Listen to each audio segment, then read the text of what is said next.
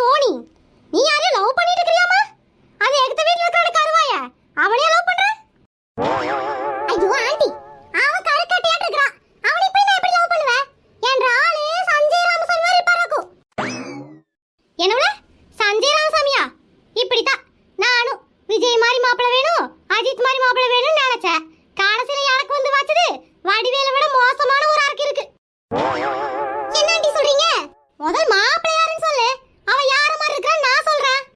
Aunty, நம்ம மல்லிகை கடை நாடார் இருக்கார்ல, அவர் பையன் வேணு, அவரை தான் நான் லவ் பண்றேன். ஏன் புள்ள சஞ்சய் ராமசாமி மாதிரி ஒரு ஆளை லவ் பண்றேன்னு சொன்ன? அந்த நாடார் வையா சாரக்கு போட்டு உட்கார்ந்துட்டு இருப்பான், அவனையும் லவ் பண்ற? என்ற வயசுக்கு நானே அவனை கல்யாணம் பண்ண மாட்டேன். நீ எப்படி புள்ள இந்த காலத்து புள்ளையா இருந்துட்டு இப்படி போய் குடியில விழுகிற? என்ன ஆண்டி சொல்றீங்க?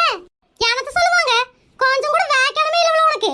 ஒரு நல்ல மாப்பிளையா படிச்சவனா பாப்பையான்னு பார்த்தோம்னா 24 மணி நேரம் பார்ல உட்கார்ந்திருக்கவளே பாத்துக்கற. இவனை கல்யாணம் பண்ணினா நீயும் பார்ல போய் ராக்கா டான்ஸ் தான் ஆடணுமாக்கும். ஐயோ ஆண்டி, எந்த காலத்துல இருக்கீங்க? இந்த காலத்துல தண்ணி அடிச்சாதான் கெத்தே. தண்ணி அடிக்காம இருக்கிற பசங்களா சரியான மைதாமோ பசங்க. எனக்கு கெத்தான ஒரு ஆள் தான் வேணும். அதுக்கு வேணுதான் எனக்கு சரியான ஆளு. இப்பெல்லாம் வேணும் வேணும்னு தான் போவே. இன்னும் கொஞ்ச நாள் கழிச்சு வேணாம் வேணான்ட்டு வருவ பாரு.